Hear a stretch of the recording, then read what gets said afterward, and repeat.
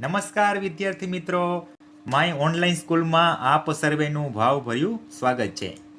આજે આપણે ધોરણ 6 વિષય સામાજિક વિજ્ઞાન પાઠ ત્રીજો પ્રાચીન નગરો અને ગ્રંથો ભાગ 7ની ચર્ચા કરીશું. તો આના પહેલાંના ભાગોમાં આપણે જે કંઈ પણ પ્રાચીન ગ્રંથો છે તેમાં આપણે વેદ છે, ઉપનિષદ છે, આરણ્યક છે, રામાયણ, મહાભારત તેના વિશે આપણે વિસ્તૃત ચર્ચા કરેલી છે. આજે આપણે ઋગ્વેદ છે તો ઋગ્વેદ અને તેનું અધ્યયન વિશે આપણે માહિતી મેળવશું. તો ચાલો વિદ્યાર્થી મિત્રો, સૌપ્રથમ આપણે ઋગ્વેદ વિશે વાત કરીએ. તો આપણને ખ્યાલ છે કે વેદ કેટલા છે? તો કે 4 વેદ છે, જેમાં ઋગ્વેદ છે, યજુર્વેદ, સામવેદ અને અથર્વવેદ. તો આપણે જોઈ શકો છો કે વેદ કેટલા છે? 4 વેદ છે. ઋગ્વેદ, યજુર્વેદ, સામવેદ અને અથર્વવેદ. ચાલો મારી સાથે તમે પણ બોલો, કેટલા વેદ છે? તો કે 4 વેદ છે. ઋગ્વેદ, યજુર્વેદ, સામવેદ અને અથર્વવેદ. તો વેદ શબ્દનો અર્થ શું થાય છે? તો વેદ શબ્દનો અર્થ થાય છે જાણવું કે જ્ઞાન પ્રાપ્ત કરવું. અને સૌથી પ્રાચીન વેદ કયો છે? તો તેનું નામ છે ઋગ્વેદ. તો આપણે જોઈ શકો છો કે ઋગ્વેદ છે તે સૌથી પ્રાચીનતમ ગ્રંથ છે, જેમાં 10 મંડળોમાં 1028 પ્રાર્થનાઓ છે, જેને સૂક્ત કહે છે તેનો સમાવેશ થાય છે. અને સૂક્ત એટલે દેવી દેવતાઓની સ્તુતિ માટેના મંત્રો.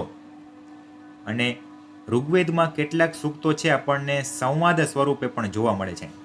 એટલે કે સૌથી પ્રાચીનતમ વેદ કયો છે? તો કે ઋગ્વેદ. ઋગ્વેદમાં આપણને 10 મંડળોમાં વહેંચાયેલ છે. ઋગ્વેદ છે તે 10 મંડળોમાં એટલે કે 10 ભાગમાં વહેંચાયેલું છે. અને જે પ્રાર્થના છે તેને કહેવાય છે સૂક્ત. તો તે 1028 સૂક્તો છે એટલે કે પ્રાર્થના છે, બરાબર ને? જે શ્લોક છે તેમની પ્રાર્થના આખી હોય તો તેમની પ્રાર્થનાની સંખ્યા કેટલી છે? તો કે 1028. અને સૂક્ત કોને કહેવાય? તો કે દેવી દેવતાઓની સ્તુતિ માટેના જે કાંઈ પણ મંત્રો છે તેને કહેવાય છે સૂક્તો. તો આપણને આ જે વેદો છે તેમાં આપણને મંત્રો દ્વારા જ માહિતી પ્રાપ્ત થાય છે. તો તેમાં જે ઋગ્વેદ છે તેમાં આપણને પ્રાર્થના દર્શાવેલી જોવા મળે છે, જે દેવી દેવતાઓની સ્તુતિ માટેના મંત્રો છે. તો આવી રીતના 4 વેદો પૈકી આપણે ઋગ્વેદ એ સૌથી પ્રાચીન વેદ છે. ગાયત્રી મંત્ર ઋગ્વેદમાંથી લેવામાં આવ્યો છે. તો જો આપ જોઈ શકો છો કે ગાયત્રી મંત્ર છે જે તે આપણને શેમાંથી લેવામાં આવેલો છે? તો તે આપણને ઋગ્વેદમાંથી લેવામાં આવેલો છે. એટલે કે ગાયત્રી મંત્ર કયો છે? તો ઓમ ભૂર્ભુવસ્વઃ તત્સવિતુર્વરેણ્યમ ભર્ગો દેવસ્ય ધીમહિ ધિયો યો નઃ પ્રચોદયાત. ઓમ ભૂર્ભુવસ્વઃ તત્સવિતુર્વરેણ્યમ ભર્ગો દેવસ્ય ધીમહિ ધિયો યો નઃ પ્રચોદયાત. તો જે ગાયત્રી મંત્ર છે તે આપણને શેમાંથી લેવામાં આવેલો છે? તો તે આપણને 4 વેદ પૈકી ઋગ્વેદમાંથી લેવામાં આવેલો છે. તો આમ આપણે જે ગાયત્રી મંત્ર બોલીએ છીએ તે આપણને ઋગ્વેદમાંથી લેવામાં આવેલો જોવા મળે છે. તો આપણે જોઈ શકો છો ગાયત્રી માતાનું દ્રશ્ય દર્શાવેલ છે અને આ છે ગાયત્રી મંત્ર. ઋગ્વેદ એ આપણા પ્રાચીન જ્ઞાનનો ભંડાર છે. તે પ્રાચીન સંસ્કૃત કે વૈદિક સંસ્કૃત ભાષામાં લખાયેલ છે. એટલે કે ઋગ્વેદમાંથી આપણને પ્રાચીન જે કાંઈ પણ માહિતી છે તે પ્રાપ્ત થાય છે. અને ઋગ્વેદ છે તે કઈ ભાષામાં લખાયેલ છે? તો ઋગ્વેદ છે તે સંસ્કૃત અથવા તો વૈદિક સંસ્કૃત ભાષામાં લખાયેલ છે. તો તેમની ભાષા તો આપણને યાદ રહી જશે કે સંસ્કૃત ભાષામાં લખાયેલ છે. ઋગ્વેદના માધ્યમથી આર્યોના રાજકીય, સામાજિક, આર્થિક અને ધાર્મિક જીવનનો આપણને પરિચય મળે છે. તો ઋગ્વેદના માધ્યમથી આપણને કયા લોકોનો પરિચય મળે છે? તો કે આર્યો, એટલે કે ભારતમાં પ્રાચીનતમ જે પ્રજા રહેતી હતી આર્યો, તેની માહિતી આપણને ઋગ્વેદના માધ્યમથી મળે છે. અને આર્યો છે તે અન્ય સમકાલીન પ્રજાઓ કરતાં વધુ વિકસિત પ્રજાતિ હતી. તો તે ભારતમાં પ્રાચીન સમયમાં વસવાટ કરતા હતા. તે એક પ્રજાતિનું નામ છે કયું નામ છે તો કે આર્યો છે તે. આ આર્યો છે તે એક તો પ્રકૃતિ પ્રેમી હતા, એટલે કે તેઓ વૃક્ષો છે, નદીઓ, પહાડો, સૂર્ય, વાયુ, વરસાદ વગેરેની પૂજા આરાધના કરતા હતા. અને તેમણે દરેકની સ્તુતિઓ એટલે કે મંત્રોની રચના કરી હતી. અને સમય જતાં તેમાંથી ધાર્મિક વિધિઓ ઉદ્ભવી અને યજ્ઞ ક્રિયાઓ ભારતમાં શરૂઆત થઈ. તો ભારતમાં જે કાંઈ પણ આપણે જોઈએ છે કે આપણે ધાર્મિક વિધિઓ છે, યજ્ઞ ક્રિયાઓ છે, તેમની શરૂઆત કયા વ્યક્તિ દ્વારા કરવામાં આવેલી હતી? તો કે ભારતમાં જે આર્યો પ્રજા રહેતી હતી તેના દ્વારા શરૂઆત કરવામાં આવેલું માનવામાં આવે છે. એટલે કે આપણે જે કાંઈ પણ યજ્ઞ છે કરીએ છીએ, ધાર્મિક વિધિઓ છે, તે આપણને આર્યો હતા તે સૌપ્રથમ શરૂઆત કરેલી હતી. તો આમ આર્યો છે તે ભારતમાં રહેતા હતા, સૌથી પ્રાચીનતમ પ્રજા હતી. તે પ્રકૃતિ પ્રેમી હતા, એટલે કે તે પોતે શેની પૂજા કરતા હતા? તો કે વૃક્ષની પૂજા, જે આપણે અત્યારે પણ કરીએ છીએ, જેમ કે પીપળો છે, વડલો છે, તુલસી છે, આવી રીતના જે કંઈ પણ વનસ્પતિ છે, વૃક્ષો છે, તેની આપણે પૂજા કરીએ છીએ. નદી છે, તો નદીઓમાં આપણે નર્મદા નદી છે, ગંગા નદી છે, આવી રીતના નદીઓને આપણે પૂજા કરીએ છીએ. પહાડો છે, તો પહાડોમાં ખાસ કરીને આપણે જે પણ ગિરનાર છે, તો તેવા જે પહાડો છે તેની પણ આપણે પૂજા કરીએ છીએ. સૂર્ય ભગવાન છે, વાયુ છે, વરસાદ છે. તો આવી રીતના જે કંઈ પણ પૂજા આરાધના કરતા હતા, કોણ કરતું હતું? તો કે આર્યો પ્રજા. તેમણે આ દરેકની સ્તુતિઓ એટલે કે મંત્રોની રચના કરેલી છે, એટલે કે પ્રાર્થનાની રચના કરેલી છે. અને સમય જતાં ભારતમાં આપણને યજ્ઞક્રિયા છે, ધાર્મિક વિધિઓ છે, તેની શરૂઆત થતી આપણને જોવા મળે છે. તો આમ આપણને ઋગ્વેદમાં કયા વ્યક્તિનો પરિચય મળે છે? તો ઋગ્વેદના માધ્યમથી આપણે આર્યો હતા, ભારતમાં રહેતા હતા, પ્રજાનું નામ છે આર્યો. તો આર્યોની માહિતી આપણને પ્રાપ્ત થાય છે કયા વેદ ઉપરથી? તો કે ઋગ્વેદ ઉપરથી. તો આમ ઋગ્વેદના માધ્યમથી આર્યોનો આપણને જે જીવન પરિચય છે તે મળે છે. ઇતિહાસકારો, પુરાતત્વવિદો ઇતિહાસ જાણવા માટે પ્રાચીન અવશેષોની સામે ઋગ્વેદનો પણ અભ્યાસ કરે છે. એટલે કે ઇતિહાસ જાણવા માટેના જે અભ્યાસીઓ છે, તેમાં ઇતિહાસકારો છે, પુરાતત્વશાસ્ત્રીઓ છે, તે ઇતિહાસ જાણવા માટે પ્રાચીન અવશેષોની સાથે સાથે કોનો અભ્યાસ કરે છે? તો તે પ્રાચીન જે કંઈ પણ અવશેષો છે તેની સાથે ઋગ્વેદ છે તેનો પણ અભ્યાસ કરતા આપણને જોવા મળે છે. એટલે કે ઋગ્વેદના માધ્યમથી આપણને પ્રાચીન જે કંઈ પણ વ્યક્તિ છે, પ્રાચીન વસ્તુ છે, તેના વિશેની આપણને માહિતી પ્રાપ્ત થાય છે. તો આવી રીતના ઇતિહાસકારો અને પુરાતત્વવિદો છે તે આપણને ઋગ્વેદ છે તેનો પણ અભ્યાસ કરતા જોવા મળે છે. ઋગ્વેદમાં પ્રજાકીય જીવનના ઉલ્લેખો આપણને જોવા મળે છે. ઋગ્વેદમાંથી પ્રજાકીય જીવનના ઉલ્લેખો પણ આપણને મળે છે, જેમાં ગણ, સભા અને સમિતિ જેવી રાજકીય સંસ્થાઓની માહિતી આપણને મળે છે. તો ઋગ્વેદમાંથી આપણને શેની માહિતી મળે છે? તો કે ગણ, સભા, સમિતિ જેવી જે રાજકીય સંસ્થા હતી તેની માહિતી મળે છે. એટલે કે ગણ એટલે શું થાય? તો કે નાનું જૂથ, વ્યક્તિ બધા ભેગા થાય અને જે નાનું જૂથ બને તેને કહેવાય છે ગણ. પછી સભા એટલે કે વ્યક્તિ પોતે ભેગા થઈ અને જે કંઈ પણ ચર્ચા વિચારણા કરે તો તે જગ્યાને કહેવાય છે સભા. સમિતિ, તો સમિતિ એટલે કે નાની જે ટુકડી હોય છે, બરાબર ને, વ્યક્તિનું સમૂહ ટુકડી હોય છે તેને કહેવાય છે સમિતિ. તો ઋગ્વેદમાં આપણને વિવિધ રાજકીય સંસ્થા છે, એટલે કે રાજ્યને ચલાવવા માટે જે કંઈ પણ રાજકીય સંસ્થા છે તેમાં ગણ, સભા અને સમિતિની આપણને માહિતી પ્રાપ્ત થાય છે. સભા છે તે સમિતિની સરખામણીમાં નાની સંસ્થા હતી અને તેમાં રાજ્યના મુખ્ય આગેવાનો બેસતા હતા અને રાજ્યના અગત્યના પ્રશ્નોની ચર્ચા થતી હતી અને ન્યાય પણ અપાતો હતો. તો આપણે સભા અને સમિતિ, સભા એટલે શું? તો કે વ્યક્તિ છે તેનું જૂથ, બરાબર ને, ગણ.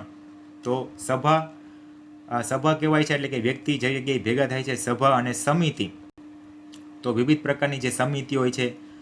તો જે સભા છે તે સમિતિ કરતાં કેવી હતી? તો કે નાની હતી. એટલે કે સભા છે તે નાની હતી અને સમિતિ હતી એ મોટી હતી. તો આવી રીતના સભા હતી એ નાની સંસ્થા હતી અને તેમાં મુખ્ય આગેવાનો બેસતા હતા. તો સભામાં કોણ કોણ વ્યક્તિ બેસતા હતા? તો કે મુખ્ય આગેવાનો બેસતા હતા અને રાજ્યના અગત્યના જે પ્રશ્નો છે તેની ચર્ચા થતી હતી અને ન્યાય પણ અપાતો હતો. તો આપ અહીં જોઈ શકો છો કે જે કંઈ પણ સભા છે ત્યાં પણ જોઈ શકો છો કે વ્યક્તિ બધા ભેગા થાય છે અને જે અગત્યના પ્રશ્નો છે તેમની ચર્ચા થતી હતી અને કોઈ પણ વ્યક્તિને જો ન્યાય જોતો હોય તો તેમને ન્યાય પણ અપાતો હતો. તો કઈ સંસ્થામાં મુખ્ય આગેવાનો બેસતા હતા અને અગત્યના પ્રશ્નોની ચર્ચા થતી હતી, આ ઉપરાંત ન્યાય અપાતો હતો? સભા કે સમિતિમાં? તો જવાબ આવશે સભામાં. બરાબર ને? તો વિદ્યાર્થી મિત્રો, આપણે યાદ કેમ રાખશી કે સભા મોટી હતી કે સમિતિ મોટી હતી? તો જુઓ, સભા છે તે સભામાં બે જ અક્ષરો છે એટલે કે નાનો શબ્દ થયો. બરાબર ને? તો સભા કેવી સંસ્થા હતી? તો કે નાની સંસ્થા. સમિતિ 3 અક્ષર થયા, શબ્દ મોટો થયો. તો સમિતિ એ સંસ્થા કેવી હતી? તો કે મોટી સંસ્થા હતી. તો આમ સભા એ નાની સંસ્થા અને સમિતિ એ મોટી સંસ્થા હતી. અને સમિતિ છે તે કેવી હતી? તો કે વિસ્તૃત સંસ્થા હતી, મોટી સંસ્થા હતી, જે રાજાની ચૂંટણી કરતી હતી. તો રાજાની ચૂંટણી કોણ કરતું હતું? તો કે જે મોટી સંસ્થા હોય તે જ રાજાની ચૂંટણી કરે. તો આવી રીતના રાજાની ચૂંટણી કરતા હતા મોટી સંસ્થા એટલે કે સમિતિ. તો આપણે આમાં યાદ રાખીશું સભા અને સમિતિ, એમાં નાનું કોણ? તો કે સભા. મોટું કોણ? તો કે સમિતિ. રાજાની નિમણૂક કોણ કરતી, પસંદગી કોણ કરતી? તો કે સમિતિ કરતી હતી. કઈ સંસ્થામાં મુખ્ય આગેવાનો બેસતા અને પ્રશ્નો તથા ન્યાયની ચર્ચા થતી હતી? તો કે સભામાં થતી હતી. તો આવી રીતના તમારે યાદ રાખવું પડશે સભા અને સમિતિ વિશે. રાજાને મદદ કરવા માટે સેના અધ્યક્ષ અને પુરોહિતની નિમણૂક થતી હતી. એટલે કે રાજાની નિમણૂક કઈ સંસ્થા કરતી હતી? તો રાજાની નિમણૂક કરતી હતી સમિતિ. કેવી સંસ્થા? તો કે મોટી સંસ્થા. તો રાજાની મદદ કરવા માટે એક તો સેના અધ્યક્ષ અને પુરોહિત છે તેની નિમણૂક થતી હતી. એટલે કે રાજાને મદદ કરવા માટે જે સેનાપતિ છે તે તેમને મદદ કરતા અને પુરોહિત એટલે કે જે રાજ્યના જે બ્રાહ્મણ હોય, જે મુખ્ય બ્રાહ્મણ હોય તેને કહેવાય છે પુરોહિત. તો આવી રીતના રાજાને મદદ કરવા માટે આપણે સેના અધ્યક્ષ અને પુરોહિત છે એટલે કે મુખ્ય બ્રાહ્મણ છે તેમની નિમણૂક કરવામાં આવતી હતી. રાજાનું એક કાર્ય ગવેષણા પણ હતું અને ગવેષણા એટલે યુદ્ધ. રાજાનું એક કાર્ય શું હતું? તો કે યુદ્ધ. બરાબર ને? ગવેષણા. તો આપ અહીં જોઈ શકો છો કે રાજાનું કાર્ય છે તો કે યુદ્ધ કરવું અને યુદ્ધને શું કહેવાય છે? તો કે ગવેષણા. એટલે કે ગવેષણા એટલે યુદ્ધ. ઋગ્વેદમાં આપણને રાવી નદીના કિનારે 10 રાજાઓ વચ્ચે થયેલા યુદ્ધનો ઉલ્લેખ પ્રાપ્ત થયો છે. આપણને ઋગ્વેદમાંથી શેની માહિતી મળી? તો કે ઉત્તર પશ્ચિમ ભાગમાં જે સિંધુ નદી છે, આપણે આના વિશે આગળના જે ભાગો છે તેનામાં વિગતે ચર્ચા કરી ગયા છીએ કે સિંધુ નદી છે ભારતના ઉત્તર પશ્ચિમ ભાગમાં. સિંધુ નદીની સહાયક નદી છે તેનું નામ છે રાવી નદી. મુખ્ય નદી કઈ છે? તો કે સિંધુ નદી. સહાયક નદી કઈ છે? તો તેનું નામ છે રાવી નદી. એટલે કે રાવી નદી છે એ આગળ જતા સિંધુ નદીમાં સમાઈ જાય છે. તો આવી રાવી નદી છે તેના કિનારે આપણને 10 રાજાઓ વચ્ચે થયેલા યુદ્ધનો ઉલ્લેખ આપણને પ્રાપ્ત થયો છે. તો આવી રીતના રાજા છે તેમનું મુખ્ય કાર્ય કયું છે? તો કે ગવેષણા. અને ગવેષણા એટલે યુદ્ધ. તો વિદ્યાર્થી મિત્રો, રાવી નદીની વાત આવી છે તો આપણને પ્રાચીન સમયમાં હડપ્પા સભ્યતાનું એક નગર મળી આવેલું હતું જે રાવી કિનારેથી મળી આવેલ હતું. તો તેનું નામ શું છે તે તમારે કોમેન્ટ કરીને આપવાનું રહેશે કે રાવી નદીના કિનારે આપણને કયું પ્રાચીન સ્થળ મળી આવેલ છે. તો આવી રીતના આપણે રાજા વિશે ચર્ચા કરેલી છે. આગળ વાત કરીએ. ઋગ્વેદમાં આપણને આર્યોના સામાજિક જીવન વિશેની માહિતી પ્રાપ્ત થાય છે. તો ઋગ્વેદમાંથી આપણને શેની માહિતી પ્રાપ્ત થાય છે? તો કે આર્યો વ્યક્તિ હતા, જે આર્યો છે પ્રજા હતી, તેના સામાજિક જીવન વિશેની આપણને માહિતી મળે છે. તો આર્યોની સામાજિક જીવનની માહિતી આપણને કયા વેદમાંથી મળે છે? તો તેનું નામ છે ઋગ્વેદમાં. સમાજનું એકમ છે તે કુટુંબ હતું અને પિતૃપ્રધાન અને સંયુક્ત કુટુંબ વ્યવસ્થા હતી. એટલે કે સમાજનું એકમ કયું હતું? તો તે કુટુંબ હતું અને પિતૃપ્રધાન અને સંયુક્ત કુટુંબ વ્યવસ્થા હતી. એટલે કે આપણે જોઈ શકો છો કે સંયુક્ત કુટુંબ વ્યવસ્થા હતી. એટલે કે એક જ કુટુંબમાં જે મુખ્ય વ્યક્તિ છે, પછી તેના પુત્ર છે, તેના પુત્ર છે, એટલે કે કાકા છે, અદા છે, તે બધા સાથે રહેતા હતા. તો આમ આપણને ઋગ્વેદના માધ્યમથી આર્યોની માહિતી મળે છે. અને તેમના સમાજનું એકમ કયું હતું? તો તે કુટુંબ હતું, પિતૃપ્રધાન હતું અને સંયુક્ત કુટુંબ વ્યવસ્થા હતી. એટલે કે લોકો ભેગા રહેતા હતા અને પિતૃપ્રધાન વ્યવસ્થા હતી. એટલે કે મુખ્ય જે કુટુંબ છે તેનો વડો કોણ હતો? તો કે પિતા હતા. ત્યાર પછી તેનો જે પુત્ર હોય છે, આવી રીતના તેનો પુત્ર, એવી રીતના પિતૃપ્રધાન વ્યવસ્થા આપણને જોવા મળતી હતી. સમાજ વર્ણ અને જ્ઞાતિઓમાં વહેંચાયેલ ન હતો. એટલે કે સમાજમાં સૌ સમાન હતા, કોઈ ઊંચ નીચના ભેદભાવ ન હતા. કે આવી રીતના સમાજમાં વ્યક્તિ છે તે સમાન જોવા મળતા હતા. આપણને કોઈ પણ પ્રકારના ઊંચ નીચના ભેદભાવ આપણને જોવા મળતા ન હતા. સ્ત્રીઓનું સમાજમાં ઊંચું સ્થાન તથા સ્ત્રી સ્વાતંત્ર્ય હતું અને સ્ત્રીઓને સધર્મચારિણી ગણવામાં આવતી હતી અને યજ્ઞોમાં પણ તેમની હાજરી આવશ્યક ગણાતી હતી. એટલે કે જે કંઈ પણ વૈદિક સભ્યતા છે તેમાં સ્ત્રીઓને ખૂબ જ સ્વાતંત્ર્ય આપવામાં આવતું હતું અને સ્ત્રીઓને મહત્વ પણ આપવામાં આવતું હતું. સ્ત્રીઓને છે તે સધર્મચારિણી ગણવામાં આવતી હતી. એટલે કે સધર્મચારિણી એટલે કે જે સ્ત્રી છે તેના પત્ની સ્ત્રી છે, સ્ત્રીઓને સધર્મચારિણી ગણવામાં આવતી હતી. એટલે કે સ્ત્રીનો પતિ જે પ્રકારનો ધર્મ અપનાવતો હોય, તે જે પ્રકારની ધાર્મિક વિધિ કરતી હોય, તે તમામ પ્રકારની ધાર્મિક વિધિ સ્ત્રીઓને કરવાની છૂટ હતી. એટલે કે તે પણ તે ધર્મ પ્રમાણે આચરણ કરી શકતી હતી. એટલે કે જે તે ધર્મ છે તેમનું તે પોતે કાર્ય કરી શકતી હતી. તો આવી રીતના સ્ત્રીઓ છે તેને યજ્ઞમાં પણ હાજરી આવશ્યક ગણાતી હતી. એટલે કે સ્ત્રીઓને ખૂબ જ મહત્વ પણ આપવામાં આવતું હતું. તે પણ અભ્યાસ કરી શકતી હતી. એટલે કે સ્ત્રીઓને અભ્યાસ કરવાની છૂટ હતી, જેમાં અપાલા, લોપામુદ્રા, ઘોષા જેવી વિદુષીઓ એટલે કે વિદ્વાન સ્ત્રીઓએ ઋગ્વેદની ઋચાઓ પણ લખી છે. એટલે કે સ્ત્રીઓ છે તેને અભ્યાસ કરવાની છૂટ હતી. તો આથી જે વિદ્વાન સ્ત્રીઓ છે તેને શું કહેવાય છે? તો કે વિદુષીઓ, એટલે કે વિદ્વાન સ્ત્રી. તો વિદ્વાન સ્ત્રીઓએ ઋગ્વેદની અંદર ઋચાઓ પણ લખી છે. એટલે કે જે કાંઈ પણ પ્રાર્થનાઓ છે તેની પણ રચના કરેલી છે, જેમાં અપાલા છે, લોપામુદ્રા, ઘોષા. તો આ બધી જે વિદ્વાન સ્ત્રીઓ હતી કે જેને ઋગ્વેદની અંદર પ્રાર્થનાઓની રચના પણ કરેલી આપણને જોવા મળે છે. કન્યા પુખ્ત ઉંમરે થાય ત્યારે જ તેના લગ્ન થતા હતા. તો સ્ત્રીઓને છે તે સ્વાતંત્ર્ય આપવામાં આવતું હતું. આ માટે જે કહી શકાય કે જ્યારે કન્યા છે તે પુખ્ત ઉંમરની થતી હતી ત્યારે તેના લગ્ન થતા હતા. તો આવી જ રીતના જે ઋગ્વેદકાલીન સમય છે, વૈદિક સભ્યતા છે, તેમાં સ્ત્રીને ખૂબ જ મહત્વ આપવામાં આવતું હતું. તેમને સ્વાતંત્ર્ય આપવામાં પણ આવતું હતું. ઋગ્વેદમાં પ્રકૃતિની પૂજાના ઉલ્લેખો પણ આપણને જોવા મળે છે, જેમાં ઇન્દ્ર, વરુણ, અગ્નિ, સૂર્ય વગેરેનો ઉલ્લેખ આપણને જોવા મળે છે. એટલે કે ઋગ્વેદમાં આપણને પ્રકૃતિની પૂજાના પણ ઉલ્લેખ જોવા મળે છે. પ્રકૃતિની પૂજા એટલે તો કે જો વરસાદ છે, પછી પાણી છે, અગ્નિ છે, તો આ બધા જે પ્રાકૃતિક બાબતો છે તેની પણ આપણને પૂજાના ઉલ્લેખ જોવા મળે છે. તો ઇન્દ્રની વાત કરીએ તો આપણે જોઈ શકો છો કે ઇન્દ્ર છે તે યુદ્ધના દેવતા છે. ઇન્દ્ર છે તે કેના દેવતા છે? તો કે યુદ્ધના દેવતા. અને આપ જોઈ શકો છો કે તેનો જે કંઈ પણ વાહન છે તેનું વાહન કયું છે? તો તે એક હાથી છે, એટલે કે ઐરાવત. ઇન્દ્રનું વાહન છે ઐરાવત, એટલે કે હાથી.